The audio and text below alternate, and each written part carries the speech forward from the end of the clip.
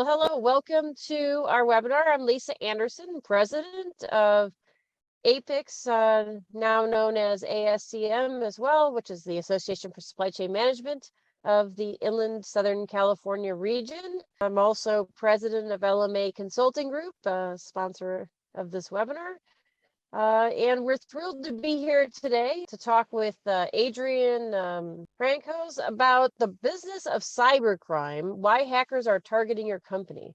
So this has definitely been a topic that's always been of relevance, gaining steam in the last several years, but it's really kicked up several notches during the pandemic. I personally have had multiple clients that have had cyber attacks, and they are no easy thing. And they're relatively significant in size clients. And two of them were, down for quite some time in production, as well as for sure in terms of how to support production. Definitely something you'd like to avoid. So we thought this was a really relevant topic. So I'm really excited to be here today. And I'm going to introduce Adrian. Adrian is the CEO of Zeta Sky, an IT and cybersecurity provider for businesses. His company serves dozens of privately held companies, ensuring their networks are secure and protected from the constant threat of hackers. Adrian started his career in the corrections industry, implementing technology solutions in jails and prisons. So quite the I guess the interesting start, and probably why he's, I've always known Adrian as a cyber expert in addition to the IT side of things. And then he later started working with privately held businesses and helped them leverage technology to grow yet maintain a secure perimeter. So Adrian, we're excited to have Adrian here today. If you have questions, which I imagine you will, please put them in the chat or the Q&A box, and I will send them to Adrian. And we will, intersperse them throughout. With that said, Adrian, we'll turn it over to you so that you can feel free to add to your introduction and share your screen. And we're, well excited, but not thrilled to hear all about cybercrime. Absolutely. Well, thank you so much for the introduction. All right. So again, thanks for the introduction, Lisa. And I'm really glad to be here. A lot of what we do is behind the screen doing work, but I like to take some time and reach out to the community. We do this through in-person events, through webinars like this, and in organizations such as yours that, as you'll see when we get to this topic, awareness is half the battle, right? So again, my name is Adrian with Zeta Sky. As Lisa said, I did start my career in the corrections industry in jails and prisons, but I promise I was on the right side of the bars. I didn't think I'd end up here trying to catch bad guys and keep them out of our business and our clients' business. But what I really want to focus today is on the business of cybercrime. Most of us on this call, I know some of you, I'm definitely involved in other associations and that have to do with distribution and manufacturing, logistics. But half of the battle is just being aware, right? Most of the cases that we see have to do with somebody, a person, a human, clicking on the wrong thing or not recognizing a threat at the right time. And you really have to understand the business of cybercrime and what are they after? Why are they after your business or your customers' businesses, right? So what we're going to cover today, and there's going to be quite a bit. So like Lisa said, if you have any questions, just type them into the chat. Lisa's going to help me. But there's going to be quite a bit, so I'm going to go a little bit fast. This presentation has grown over the last few years, so we keep adding more and more information to it. But what we're going to cover is, just like I said, the business of cybercrime, right? What are they after? What are some most common techniques that we see? And to preface that, we deal a lot with the FBI, right? I'm going to tell you some of the reporting that we get, not just from our company, but that we get from working in conjunction with FBI, and share some of those stats with you. Then once we go on and talking about the hackers and what they do, we're going to talk about at least some of the basics of network protection. Whether you have a business and an IT department, you want to make sure you jot some of those notes down and have at least the basics in place. And if you need more information, we could definitely give you that on some of the advanced layers. And then really talking about awareness, right? Being on webinars like you are today, or watching this if it's recorded, is an important step. You have to be aware. You have to make sure that your team members are aware, everybody in the company, and even for yourself personally at home. We're going to talk a little about that too. So again, not to spend too much time on who we are. Most of you, might have heard of us. We're local here in the Inland Empire. We primarily work with companies that are headquartered here, but we do also work with companies throughout the country as well when it comes to cybersecurity. We deal a lot with FBI. We have for years. We put an event on here locally called the Inland Empire Cybersecurity Summit. And really, we have not seen an uptick like we have in the last few months ever. To put it into perspective, we're usually dealing with 1 or 2 recoveries a quarter.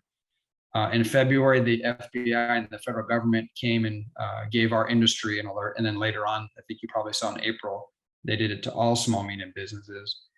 With everything going on geopolitically, the war in Ukraine, they gave us a heads up saying, hey, look for a heightened alert, in the business community. And sure enough, starting in the end of February and March and April, we were involved in 3 or 4 cases each month. So the workload went through the roof. Unfortunately, some of these attacks were successful. So yeah, we're very involved with FBI, help them report some of these and have access to these statistics that I'm going to share with you. So first off, right, one of the biggest myths is, what does a cyber criminal look like, right? What do these people look like? Unfortunately, the common myth is, it's the typical proverbial nerd hiding in the basement, just trying to hack a system for the fun of it, right? And that's not at all what's going on. What's really happening is it's an actual business, right? These are companies very similar to companies that you run, right? They have staff, they are hiring people. A lot of times they are in nation states that don't necessarily come down on them for this, right? So not to pick on these countries, but countries like Russia, China, India, where a lot of these companies can get away with, and I call them companies. These hacking groups are actual companies. They have full offices, right? They have tons of employees that are going and running these tools. I don't want to use the term engineers because, as you're going to see, the modern day hacker, if you will, is more of a marketing scam artist, right? They're not necessarily going after the technical aspects of a common network. They're trying to trick people most of the time, right? So let's talk some numbers a little bit. What do the business of cybercrime look like? What does that market look like? Well, in 2021, just to put it into perspective, to show you how their market has grown. Last year, the stats came back that there were 4.6 billion internet users. You'd think it's everyone in the globe, but it's not. So 4.6 billion people are on the internet. If we just go back 6 years, that number was 2 billion. So we have more than double the amount of people that are connected to the internet on a regular basis. So their market has grown, right? Their market share is more than double. Globally, there's been over $2 trillion in losses due to cybercrime. And that's not only things that you would think about, like the actual ransomware payments, but just in terms of downtime, loss of productivity, reputation. They've assigned a number to that. This has definitely increased, and IBM just put out this report. Lisa, you actually teased this in your write-up for this webinar. The average cyber attack is approaching $4 million, right? And we definitely have been witness to that. When we look at a company, the ransoms are growing. So that alone is part of it. Loss in production, downtime. When you add all that up into your average, even small, medium company, that's the type of loss they're looking at, right? And it's not a one-time cost. I mean, a cyber attack can have lasting effects for months. That definitely. That's crazy. But yeah, I mean, and think about the companies in this area, the small and medium-sized companies. $4 million is not something they can really absorb.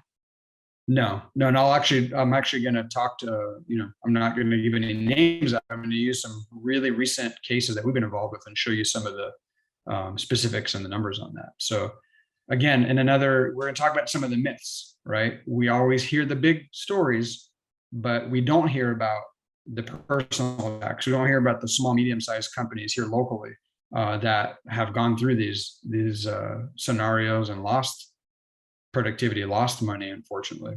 And in some cases, it's sad, but it's employees losing their jobs too, right? We've seen that as well. And then we'll talk about our industry that has, for the most part, been very reactive, right? A new type of attack comes out, a vulnerability is found, a new scam comes out, and then we train people, we put together, we update our antivirus programs, we make sure we can react to it. And so it's a bit of a game of cat and mouse. Looking globally, it's no surprise we are the largest economy in the world, and we are at least a quarter, or approaching a quarter of the attacks when it comes to cyber attack. No surprise, some of the countries that these originate from, they have a much smaller percentage of it. They try not to attack their own economy, but the United States, especially when it comes to our business community, is under the most attack when it comes to cybercrime. This came out directly from the FBI, and I won't get too much into this, but it's called the IC3. If you go to ic3.gov, you can get a lot of these statistics, and it's also where you go to report a cyber attack. So one of the first things we do when we're approached, typically we get called in either through an insurance carrier, or sometimes a client that had known about us before refers us, and it's a business that just got hit, with ransomware. One of the first things we do, besides making sure their legal insurance team is involved, is we're going to reach out to the FBI and report that immediately, right? Not that the FBI is going to immediately fix anything for you, but we want to make sure that they're accumulating that data, and maybe they've seen a similar attack somewhere else in the country and can provide assistance. So these numbers come directly from them. The reason I say that is it's very important for you to realize something. These numbers are drastically skewed. I can tell you just from our own experience, not all companies want to report this, right? So these are only actual reported cases. And again, it's no surprise if we look over the last 5 years, the numbers are just going through the roof, right? We're looking at just last year alone, in 2021, almost $7 billion in losses, just direct losses from the cyber attack, right? And the number of complaints are going on. Now, right, we can look at this and say, is it just because more businesses are reporting, or the attacks going up? I think it's a combination of both. Statistic to look at is how are businesses affected by this, right?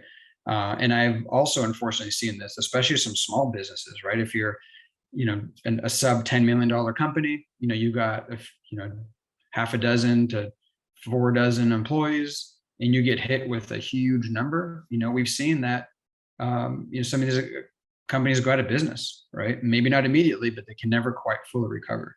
So if we could look at some of these stats, the number is about 50% of the US small businesses have had some sort of cyber attack. Sometimes they're minor. They're just, they compromise their email account. We find it, we get them out, no harm's done. But we know that they're now a target, right? And as you see here, as much as 60% of the small, medium-sized businesses after a 6-month period cannot fully recover. Now, doesn't necessarily mean I've seen them go out of business, but they may lose some major business, right? They're at least reduction in size. And put yourself in that seat for a period of time. And imagine if you were down for a complete month, right? And you're a manufacturer, distribution, you're a law firm. It's pretty likely that you may lose a client or two or a major account, right? If you can't support them in time. So those are just the natures of the type of attack, right? It's not just the money aspect of it, is what happens if we stop production. So what are some of these threat groups? Yeah, I know it's a little bit, especially. It is pretty bad. Now you might be answering these, Adrian, as you go. So I'll just tell you, because I got 2 questions here. So one is asking, how does your organization protect the client data you hold and the privileged access to their systems? It's a great question. I'm going to save that one for a few slides later, because we're going to get into some of the caveats. Now, this one you might want to save too. Ed's asking about, do you work with public organizations, such as like cities, schools, services like water, electric, and what can they do to protect themselves? Yeah, we don't, as Zeta Sky, we don't, but we work with organizations that do. And really the steps they need to take to protect themselves are the same, right? It's the same thing. Now it becomes a little bit more difficult because those organizations typically have different departments that have to communicate together. But really it's the same technical steps that they have to take. So we're going to get to that in just a few slides too. But yeah, keep those questions coming. Definitely type them in there, and we'll take some pauses every once in a while. And I'll try to save some time at the end too to answer all of them for you. So some of the common threat groups that we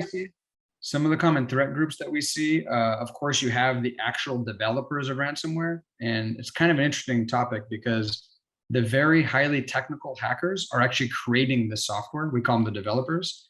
And then they resell it to other organizations that just buy what we call ransomware as a service. You can go, we'll talk about the dark web in just a second, but any of us, right? If you're not ethical and you want to become a criminal, can actually go onto the dark web and buy these programs that these ransomware developers create and start hacking.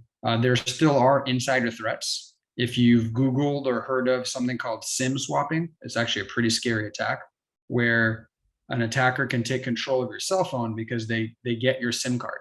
right? And so there's been certain carriers in trouble where internal employees are selling your SIM card to a criminal who will pay them thousands of dollars for it, because now they can get access to your phone, they can get access to your multi-factor authentication, all these security things that you set up and use your phone for, they can actually get access through.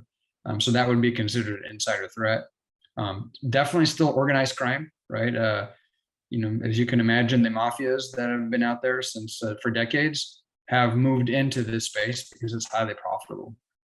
Nation state, that one is very big, obviously with all the political wars going on and the geopolitical scene.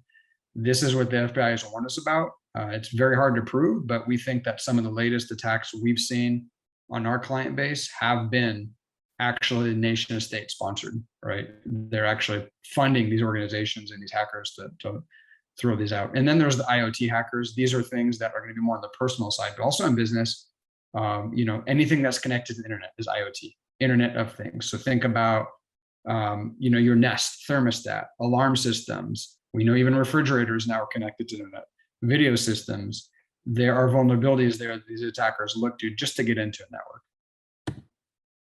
So I mentioned the dark web. Here's just a quick illustration of what that means. A lot of times people are like, what is the dark web? Well, think about the internet cut up into three major slices. There's the surface web, which is what we're on right now, right? We're on Zoom. You're going to use it for your search engines, your social media. It's really what 99% of us are using the internet for, right? And it's really just the tip of the iceberg.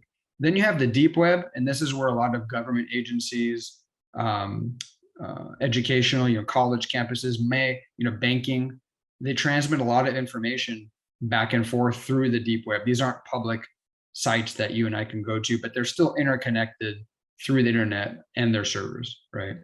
And then you have the dark web. And the dark web, think of this as the black market, right?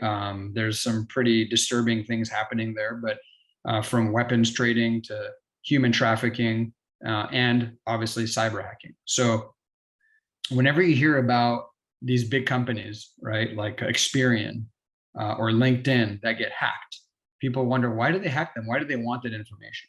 Well, they can garner thousands and thousands, hundreds of thousands of contacts, email, social security numbers, addresses, and they can sell them on the dark web. That's how they profit from those type of attacks. When they do that, your information, my information just becomes somewhat public, right? So this will make sense in a little bit when we talk about some of these attacks. It can be concerning if an employee in an organization is using the same passwords and same usernames for their personal assets, be it LinkedIn, social media, their bank accounts, because if that account becomes compromised, it's now available on the dark web, and an attacker can buy that information and then try to log into computer systems at work, like your Microsoft accounts, Google accounts, right? So that's essentially what the dark web is. One of the biggest type of attacks, and you probably have heard this now for the last several years, is social engineering. Most of us know of it as phishing, right? It's not just email anymore, though. These attackers are getting smart, and they're using phones and text messages. They're using phone calls, right? We just got through tax season. One of the biggest frauds we see are people calling individuals pretending to be the IRS. Hey, we haven't received your tax return, or there's an issue with it, or you are not in compliance, you need to pay this, and they try to get you to send them funds, right? So the whole concept of social engineering is just tricking the person. Now, this doesn't always mean they actually hacked your email account or hacked your network. They want to trick somebody into just handing that information over free will, right? I'm going to show you some real life examples of that. One of the most disturbing or most damaging forms of social engineering as it relates to business is what's called the BEC scam, or business email compromise. And the most common way they'll do this is they'll identify a company, right? Again, I really look at these attackers as marketers. They're going to research a company primarily through Google, through LinkedIn, and say, okay, this looks like a profitable company that could be a target. Let's say it's a logistics, a 3PL. They're then going to find out who is who in the company. Right? It's very easy to do now. I can find out who is the CEO, who is the CFO, who's the sales manager, who's operations manager in the warehouse. And let me see if I can start a dialogue with that person. Now, sometimes they can shortcut that and they can just buy that person's information off the dark web. But even if they can't, they'll try to trick that person and find out who are their vendors, right? And can I spoof or pretend to be a vendor or a customer, right, that they deal with, and start an email conversation back and forth with the whole intention of getting them to click on some sort of malicious link or go to a malicious website so that I can compromise that person's computer. Once I can get access to that person's computer or even their email account, then it gets extremely dangerous. And a very common attempt will be one of your vendors or you, right, or a vendor of your client. If I get access to that email, I can then send invoices on your behalf to have collection. But in that email, I ask for a different ACH or a different wire to be sent, right? We see these happen all the time. It's one of the biggest scams that we see in terms of social engineering. And as a little side note, it's not always covered by your cyber liability insurance. If you don't specifically have a social engineering clause, the insurance companies will get out of it because essentially you've willingly wired money to a hacking group, right? Now, obviously they scammed you, but they didn't necessarily attack or breach, have a data breach. So here's a couple examples of ways that, common ways that they would send phishing emails. And these might be small on your screen, but most people have an American Express account, right? Or a large chunk of people, or some sort of credit card account. Pretty much, I'm sure, I would doubt that anybody in this call doesn't have an Amazon account. So imagine you get the email just like the one on the right saying, hey, thanks for your order. And you look at that and you go, wait a second, I didn't order that. Let me click on the order link, right? Well, when you click on that order link, because you want to go investigate, it takes you to a website that looks just like Amazon.com. I mean, it looks identical. And you log in with your username and password. Boom, they've just stolen your username and password for Amazon.com. Where it gets even more dangerous is, do you use that same or even a similar password for other websites? Likely the answer is yes. And at that point, they've got access to potentially your business network, right? Your Microsoft account, social media, perhaps banking. So these are just two of thousands of examples of how they do this. And where it gets even trickier is when they do what's called spear phishing. And they'll actually do a little bit more investigation. And we see this, I'm sure you've seen this, where a CEO is emailing an internal employee, right, pretending to be the CEO and asking for some information. Hey, we need gift cards for a party coming up, or we need, I need W-2 payroll information. Please send that to me, that sort of thing. So what are they typically doing in these phishing emails? They're usually trying to see what can they get you to do in terms of action. There's a call to action, right? So they want to make it an urgent matter. Hey, again, I'm the CEO. I'm sending you this. Please respond to me immediately. I need you to get back to me with the W-2 payroll information. Hey, it's the IRS. There's an urgent issue with your tax return. Please respond immediately or log in here, right? So they want that call to action. They want something urgent. And that's typically where the employee or any of us, the person, fails, right? We don't stop and think and go, wait a second, does this seem fishy? They're usually trying to deploy a ransom. They're trying to get data to resell. And I won't get too far into the pay-per-click fraud. We don't have a ton of time to go into that. But the important thing on this slide is they want money. They're going to extract it, and they're going to make something very urgent and have a call to action. So the best thing to do, and we'll talk about this, just stop, think about it. Is this person typically, if it's someone pretending to be a client or a vendor or a colleague internally, do they usually ask these requests or not? So again, to kind of dispel one of the biggest myths is we always hear the big stories, right? We all have heard, I think this happened last year, might have been even 2 years ago now, the Colonial Pipeline, right? Where the hackers topped the pipeline on the East Coast and people couldn't even pump gas anymore. Chemical distributors, Acer even got hit. Big meat processor. These all make the news, right? They make news because they're huge companies and they affect supply chain to where the public knows about it, right? So there's no way of really getting around it. But what we don't hear about are the everyday companies like you and I on this call, right? America's small, medium business, which make up the majority of the attacks. So I'm going to run through, obviously we've removed the names of the companies to keep it confidential, but just to walk through a couple of case studies, and each are a little bit different. But this was a local company here. They're a pretty large building materials company, about a few hundred computer users, so pretty good sized network. And this is one where it was complete spear phishing attack. And I won't read everything on the screen. You can do that if you'd like, but just to give you an overview of what happened, they actually didn't get hacked at all in terms of a data breach. What they did is that it was complete social engineering. So what the attacker did is find out who are the controllers in the company, who are typical customers, what type of business are they engaged in. And they sent an email from the vice president of sales to a junior controller. And it had something to the effect of, hey, so-and-so, I'm in that meeting. We're about to win the project.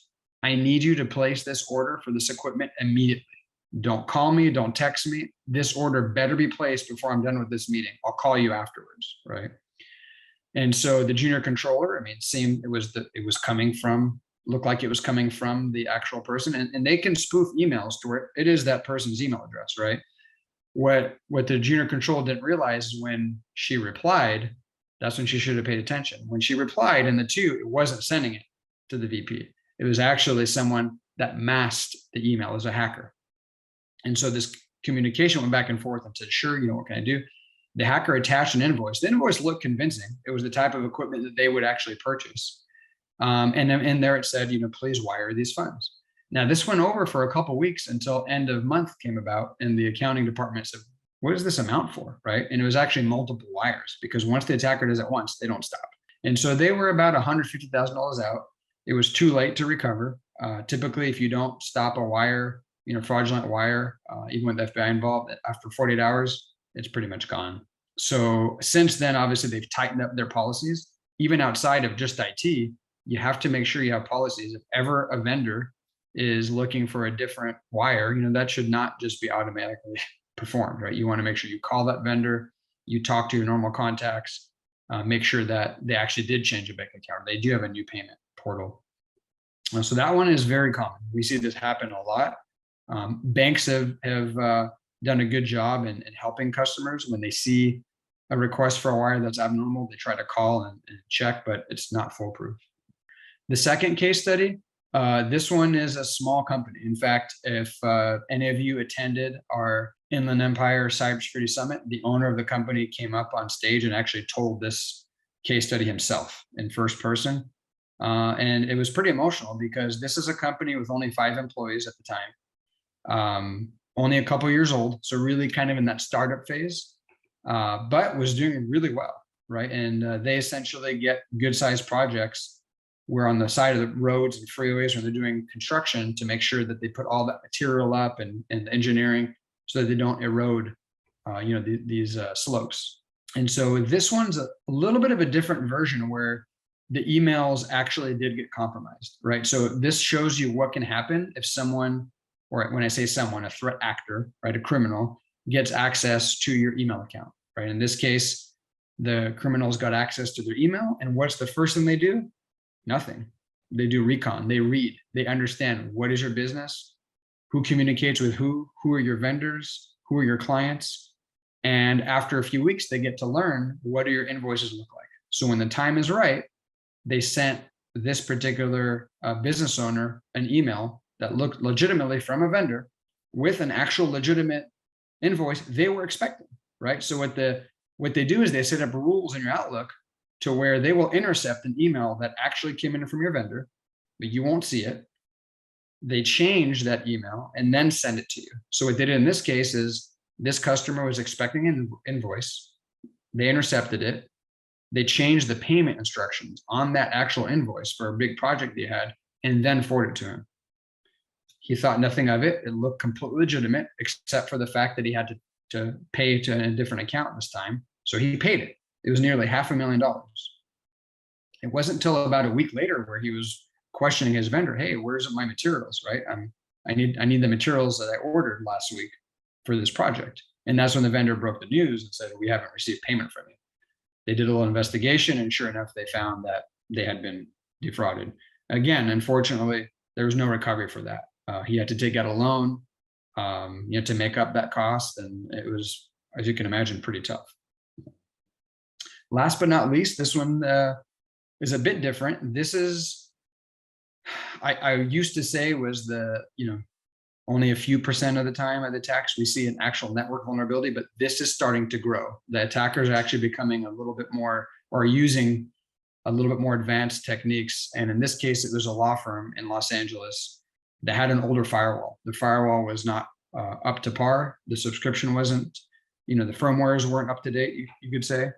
And essentially they took a vulnerability, and this happens more and more frequently now, whether it's a firewall, whether it's some software that you use, right? It could be actual proper software you use, but it hasn't been patched, or the attackers know about a vulnerability and they gain access to this particular law firm's network.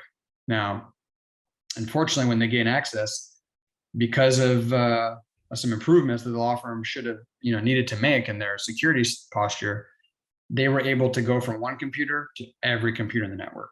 And this is your classic ransomware attack, right?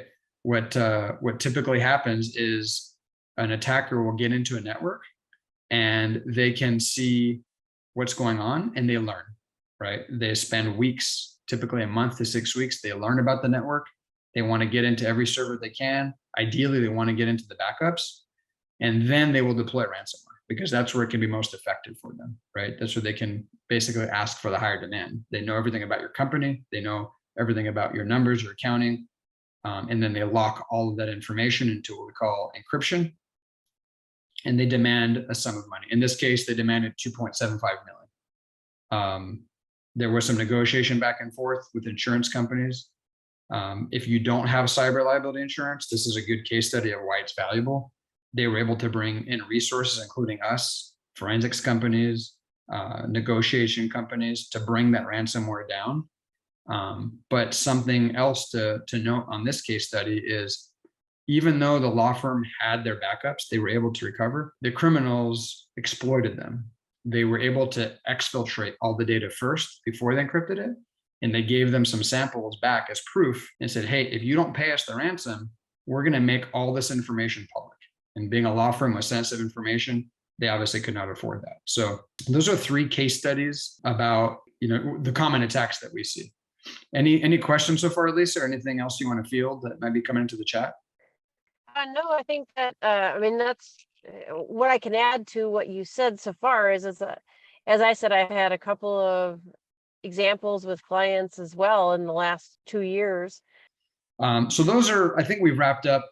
Hopefully you understand this is a business, right? These cyber criminals, they're really after businesses because that's where the money is at. However, we're still concerned about personal attacks. Obviously, all of us in our personal lives, but a lot of times, especially now after COVID, we see they're going to the home network. They're going to the personal user as a point of entry because they know that person either works from home or they use devices that they bring back and forth into the corporate network. So now businesses have to be worried as well when we have work from home policies. Are my employees' networks safe at home, right? Little simple things like if you install a Nest thermostat in your home, that's the first thing we talk about, Internet of Things. Are you just leaving these devices with default admin and passwords? Or are you actually securing them? Same thing with their Wi-Fi. So as you can imagine, that gets pretty complex, right? That's where a lot of companies are saying, hey, if you work from home, you can only use a company device to access the network. And we know that device is locked down, right? Using things like VPNs for connections. Social scams, right? We see these are on the rise. They've been on the rise, especially with COVID. Things like bogus friend requests on LinkedIn or on Facebook, on social media, these sweepstakes, or even these fun surveys that seem innocent. Hey, you're in, and people reshare them. They don't know, but they're asking you questions on these surveys that can actually be a security flaw. Like, hey, what's your favorite animal? What street did you grow up on? And now you're just giving out personal information on social media. So we have to be very, very careful of that. Fake tech support. This is a big one. You guys may have heard that Twitter was hacked a couple of years ago, and they got into, a lot of like Elon Musk's Twitter account, and they posted as him. This one's on the rise, right? If a company knows that you have an IT department, or a hacker knows that you have an IT department, they may call into the IT department pretending to be an employee, or vice versa. They contacting an employee pretending to be an IT department and saying, hey, I need to get onto your computer, go to this site, enter this code. All of a sudden you've let an attacker onto your computer. A very common one in personal use is you'll get a pop-up. You accidentally clicked on something, and it's basically an adware, and you get a pop-up saying, hey, your antivirus is not safe. Click here. And next thing you know, you're connected with a support agent who's going to fix the antivirus on your computer. It's a scam, right? And then the phone is still there. They're going to call you. We talked about that earlier, pretending to be a bank, government agency, health. Maybe it's, you're a hospital trying to get health information from you, personal information, social security. Nobody will ever call you asking for that information. You need to initiate that call with your bank, with your credit card company, with the government agency. Never, ever give password information, or, if somebody calls you from these agencies saying, hey, I sent you a code to your phone, can you read me that code? Do not do that. Hang up immediately. So again, why does this relate to business? We need to educate our employees, educate each other that at home, it doesn't stop. We still have to be vigilant, because if an attacker is able to get on somebody's personal device, and then that person uses that device to connect to a corporate network or connect to corporate resources, now we have a potential issue. All right, so I'm going to play this video real quick. I'm going to skip to part of it, but this is a good example. This one's already a few years old, and I think some of you, maybe at the DMA, have seen this. The FBI and Ninja put this together. I'm going to let this play, and then we'll recap it real quick. I'm going to skip the intro.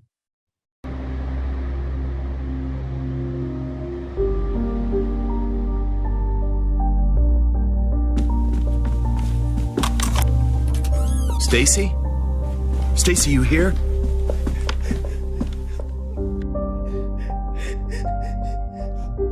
Babe, I got your message.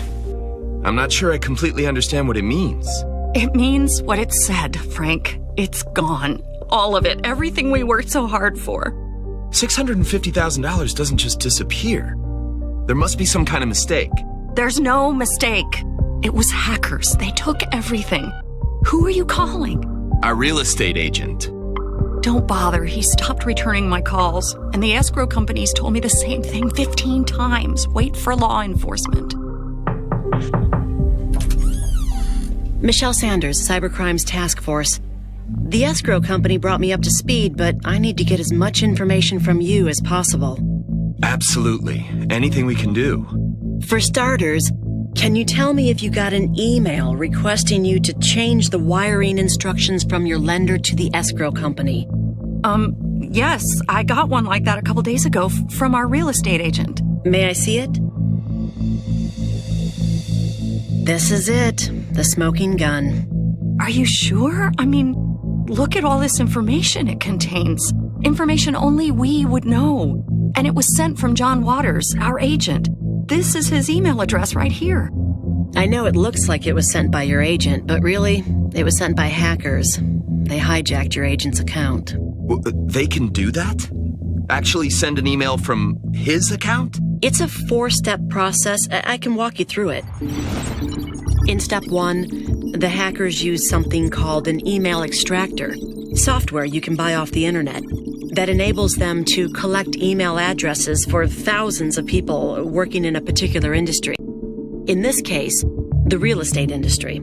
Agents, brokers, escrow and title officers, anybody with a real estate-related extension in their email address got targeted. Step 2 involves the hacker sending a phishing email to the thousands of addresses they just harvested. Phishing emails. I've heard of those. They trick people into opening them and clicking on a link or opening an attachment. And the hackers only need one agent to take the bait, and they're in. Then it's on to step 3, research. They learn everything from listing addresses to sales prices to loan amounts, escrow and title company names, even full account numbers. Finally, in step 4, the hackers use this information by sending an email to the home buyer telling them to reroute funding from their lender to a new fraudulent account. And since the hackers are actually inside the agent's email account, the email looks legit. These people are smart, sophisticated, and their methods are constantly evolving. So how do we protect ourselves? By not trusting email that requests you to send money or wire funds to a different account. Any email like that must be treated as suspicious and must be followed up with a phone call to verify its authenticity. I'd encourage you to contact your lender and ask for a wire recall. It's a long shot since several days have passed, but it's worth a try. Well, is there anything else we should be doing? File for bankruptcy immediately. Bankruptcy? Our loan went through, meaning they're still going to expect payments on a home we don't even own. What about our old house? What happens with that? Ownership has already transferred. That deal is unaffected by this. Well, we can't afford to stay here. So where are we supposed to go? What are we supposed to do? I'm very sorry. That video, I know it's animated and everything, but it was done in coordination with the FBI and a company called Ninja that does a lot of educational type videos. And it's totally based on real cases. The local FBI special agent was telling me they average about 3 to 4 of those alone just in LA County. So that scam that they portrayed is exactly that business email compromise, except this time they do it to realtors. And once they get into a realtor's email, you kind of see what they have access to. But from a personal aspect, can you imagine? I mean, you've lost everything. You're in the middle of escrow, you sold your home. A lot of times people are using that equity in the home to buy the new one, and it's just gone. Real life scenarios, the lesson on there is always, don't trust anything, just verify everything, right? If there's ever any change in payment, anyone's requesting money, you want to contact that source directly and never want to just allow, an email back and forth to serve as confirmation. So, Wow.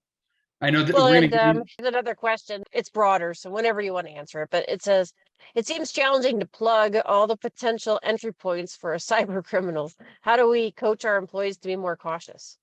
Yeah, absolutely. And we're going to talk about that. So it's kind of a 2-part answer. To really train the employees, there are systems in place. I'll talk about some of the most effective strategies. It's not a one and done. It's not, hey, attend this webinar, read a book, and you're done. We want to have a system in place where we're constantly training them and keeping them updated. You're going to hear me use the term human firewall in a second, and that'll make sense. The second is exactly a good segue. How do we protect the businesses and ourselves? Well, we have to first look at your own company, right? And your own organization. You want to always measure security versus convenience, right? So if we go completely convenient, let's not even have passwords, right? That would be a bad example, but a drastic example is let's not use passwords or just use the same password. Everyone just uses password 1, 2, 3. We have no lockouts. You can work from anywhere. Obviously, that would be very convenient. It would be easy to use. There's no roadblocks for anyone to worry about. Now, the other hand is complete security where, hey, we're going to lock down our systems to where you can't even get online, right? Your passwords are going to change every day, where you get so extreme. Yes, we're more secure, but are we now losing out on productivity, right? Is it just slowing us down to where it's not making sense? So there's multiple layers that we'll talk about, but the first step is understanding, okay, how secure do we need to be, right? Based on our level of risk, because every company is a little bit different, depending on the data you have, depending on how you interact, the type of employees, what are they interacting with, the software you have. And then you need to gauge, okay, what is the happy medium? To kind of go back and answer that question, Lisa, that you just asked, there is no silver bullet, right? Unfortunately, there is not one solution you can put in place that this is going to make you safe all the time. And the reason for that is it's constantly changing, right? You may have a great policy in place for, let's say, multi-factor authentication, right? Which is it sends you a code and you log into your system, right? At that time. That code's always changing. If you bank, you probably use that, right? But all of a sudden, there's a vulnerability in that application one day a hacker takes advantage of, and now it's useless. Right. So the idea is having multiple layers of protection. You kind of see some on the screen. Some of these are basic. You want to start with that, right? You want to have a firewall. You want to have your antivirus. Those things have been around forever. You still want those, but it's not enough anymore, right? You have to go further than that. And I'm not going to dive deep into the technicalities of each of these. Some of these can be a webinar on their own, but what you see on the screen, if we focus first on the right-hand side, what we call controls, right? These are things that we're going to do our best to even block an attack from coming in, right? So if your firewall is executed properly, maintained and updated, we have dual factor authentication, what I was just telling you about. So as an example, in our company and a lot of companies that we manage, we highly encourage them to put dual factor authentication every time they log into their systems. So when they come into work, they have to log into their email system. They're going to get a code on their phone, or in some cases they use a key fob, and that code is only good for so many seconds, and then it allows them to come in. We are proving the person logging in is actually the right person. What does that do? Well, if someone steals their username and password and tries to log in from somewhere else, they're not going to have that code. They don't have their cell phone. Again, it's not foolproof, but it's a huge increase. Application whitelisting, you'll see in the bottom right corner. That, in layman's terms, we basically don't allow any application to get installed on a network unless it's approved, IT. Basically, what we're going to talk about is zero trust. We're not trusting any application, right? Again, we're going to give up some convenience. Maybe you have a worker and they need to install an app to join a webinar, let's say, right? That's not already installed. Well, there's going to be a little bit of a hassle. They're going to have to get that approved by IT before they do that, right? That would be an example of application whitelisting. So all those measures are controls. We want to avoid the attack even happening. On the left-hand side are, okay, unfortunately, the attack has gotten through, whether it's a bad file, whether it's a phishing email. How do we detect and respond to that as quickly as possible? So that's going to be everything on the detection side, and there's multiple layers there as well. But the most, in my opinion, 50% of this, the biggest layer, and the one that's usually forgotten about, is you. It's me. It's our employees. It's the human firewall, right? Because if all else fails, if we can train everybody in the company to be as aware as possible and to not click on those links, or if they do realize, oh, I did something wrong, I need to take action, right? We can thwart a major attack, and at least reduce the damage that attack can have. So this one's a really quick, funny video. You may have seen this before. Das hier ist mein Sektor. Das hier ist das wichtigste Gerät des Küstenwächters. Das Gerät und das Gerät. Überlebensradar.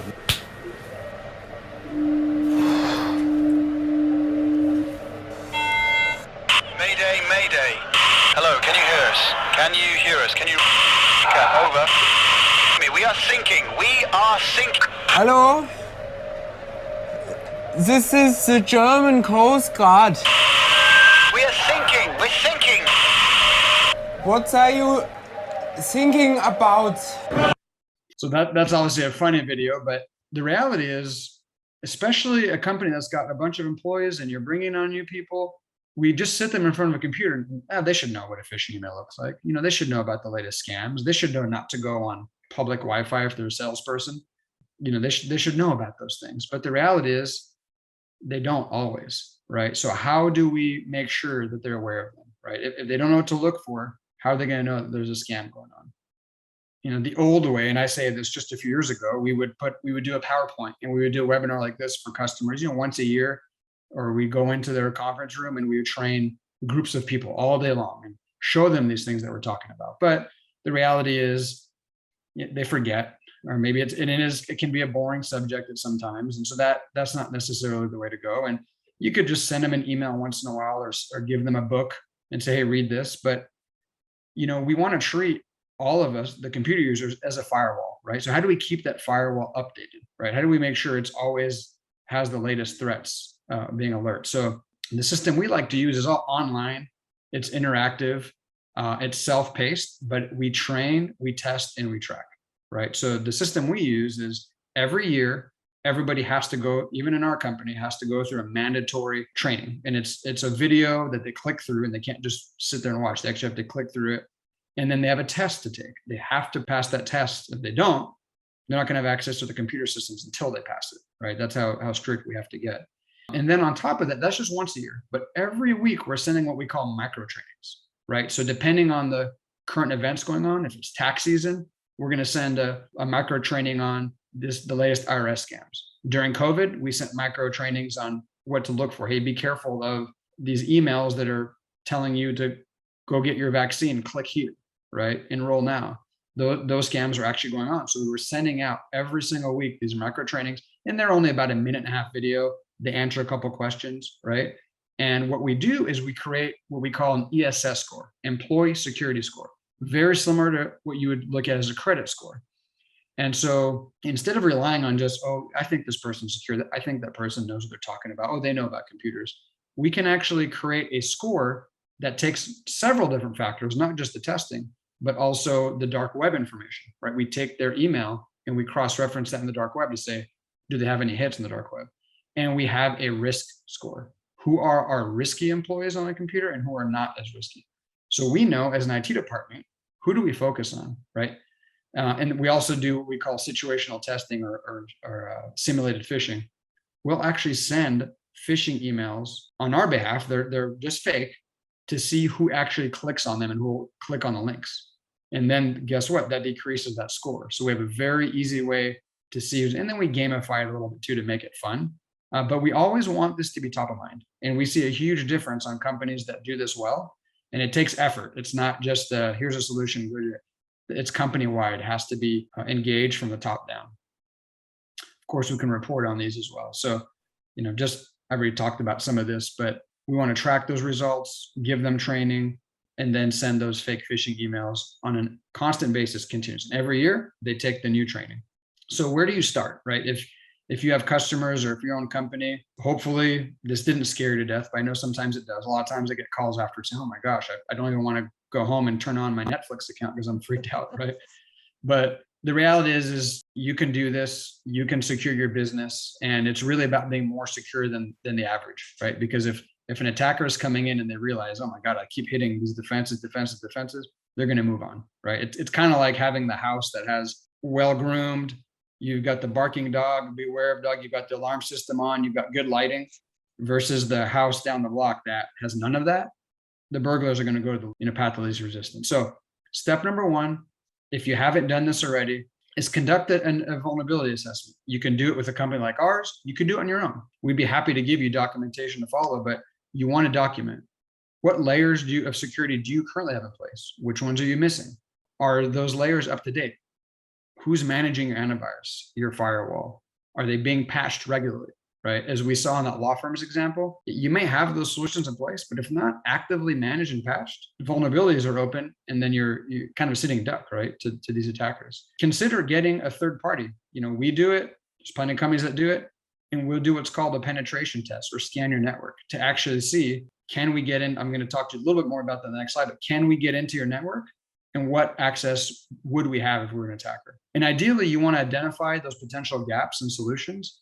And again, sit down as a company, as an executive team, and say, okay, here's where our gaps are. Here's solutions we can put in place. And where is that happy medium between convenience and security? Number two, and this one's huge. We didn't, we have a whole webinars, and I was just telling Lisa before we started, we did a whole event on this last month, is on your backup and disaster recovery.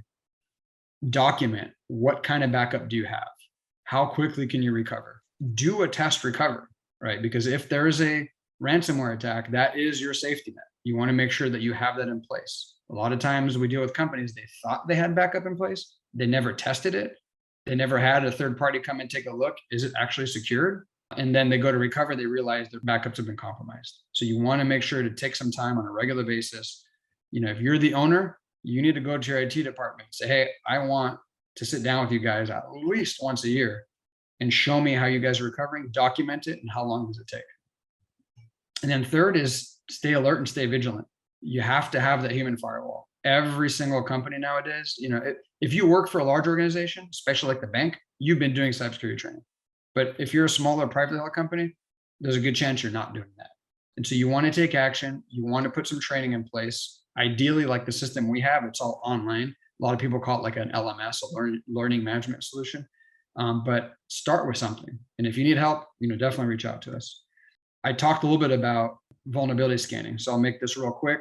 If any of you guys are interested, reach out to me. Lisa will be providing my information.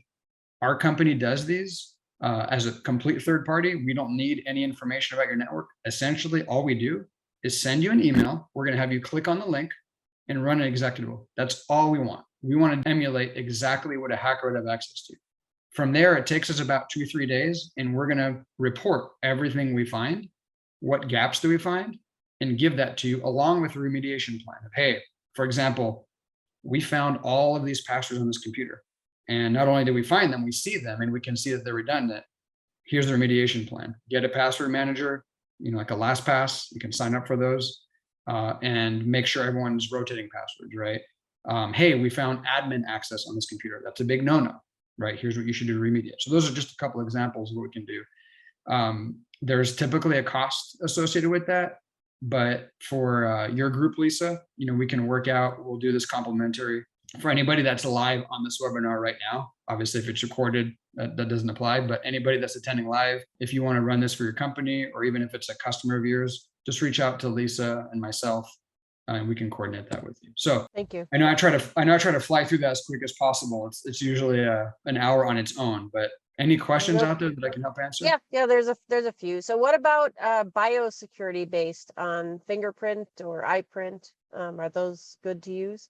Yeah, those are great. So we put that in what we call the multi-factor authentication, right? So a lot of times we're using that because when we have an employee log in to the computer, they're going to get a code to their phone. Well, that app, right, that they use for their MFA, we call it multi-factor authentication, will usually have biometrics, right? They'll scan their face in the newer phones, or the other ones they use their thumbprint. So yes, any of those are great. The more you can layer, the better, right? So a password and a biometric, password, biometric, and a number or a button they have to push to approve is even better. All right, excellent. And then Ed's asking about, are there strategies that you can use to catch cyber criminals? And what do we do if we think something is suspicious? Yeah, good question. So there are definitely, when it comes to strategies of catching them, that's going to be a bit more in the law enforcement. And there is some success, although it's not a very high rate. What we're most concerned about is catching a cyber criminal that's in the network before they've done any harm, right? So we call that MDR, managed detection and response. And so there's a whole set of tools that we'll typically put into a network that alert us way before antivirus would to look for any suspicious behavior. We call it foothold detection. Just in plain English, a foothold is a small piece of software that a hacker will install on a computer that usually antivirus won't catch, and it just gets them on the network. And that's typically where they'll stay, for a period of time. So there are solutions to what we call hunt for those. And when we find them, we want to find that early, essentially. So yes, there are solutions for it. But in terms of catching the bad guys and putting them in prison, that's the FBI's job. And unfortunately, it's very, very difficult to do. That's why it's important to report to them. The more information they can aggregate and then go through their legal process and warrants and whatnot and start to put a pattern together, then they can actually go and catch these guys. And they have done it, and they still will. It's just not, at a high enough pace to make a difference, unfortunately. No, that's really good. Oh, there is another one here. Should a company hire an internal cybersecurity person, or should this be handled by your IT person? Well, that's a really good subject and a really good question, really good subject that's happening right now. So let's talk about real quick IT versus cybersecurity. That used to all be rolled into one. In the last couple of years, that is definitely changing. So you should, depending on the size of your company, you should have an IT department. You should have a cybersecurity department. Now, we understand for an average small, medium-sized business, hiring what we call a chief security officer, a CSO, is hundreds of thousands of dollars a year. They may not be able to afford that. And so in that case, you definitely want to look at bringing in a partner that can help you, can help your internal IT department. So what we mostly see is an IT department internally will outsource cybersecurity expertise and have them manage that on the back end. Because doing IT and doing cybersecurity is honestly too much for the IT department to handle, number one. And number two, it's a different practice. The best analogy I can give or comparison I can give would be your business development in your company, right? You have a sales department and you have a marketing department. Their objective is the same, right? It's to grow the business through new business, but their tactics are completely different, right? The job that a salesperson is doing is different than the job that a marketing person is doing. They may be similar, but they're different. And it's the same thing with IT and cybersecurity. Your IT department's job is to make sure that your systems are up, there's uptime. They're running well. Your applications are working with each other. Users, your employees are productive. They password resets. They can, that their laptop's working, their computer's working. Cybersecurity is a bit different, right? We want to take an approach where we want to lock things down as much as possible, question as much as possible, test as much as possible. So hopefully that answers that question. Yep. Yeah, absolutely. Well, very good. Well, thank you, Adrian. It's been really, really helpful. It's a really critical topic, and we appreciate you joining us today to give us an update of the latest, what's going on in cybersecurity and what we can do about it. So thank you very much for that. My pleasure. Anytime.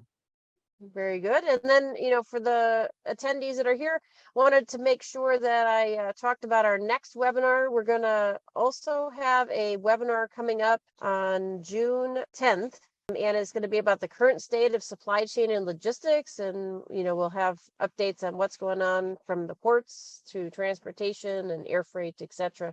So that's going to be a great one to participate with. And we're also going to have a webinar on June 2nd. That's going to be the panel of some global supply chain experts. And it's going to be about thriving during an inflationary environment. And these days, possibly inflationary and deflationary. So that'll be a panel also that we'll be announcing shortly. So stay tuned and also check out our upcoming events, of course, on our website. And we appreciate it, Adrian. Thank you very much. And we will post the webinar on the website, and we'll also add the information that you said that you would provide, Adrian. And if you wanted to take advantage of Adrian's offer, just to email us and we'll put you in touch. All right. Well, thank you. Thank you very much, Adrian. And hope everyone has a great weekend. Thank you.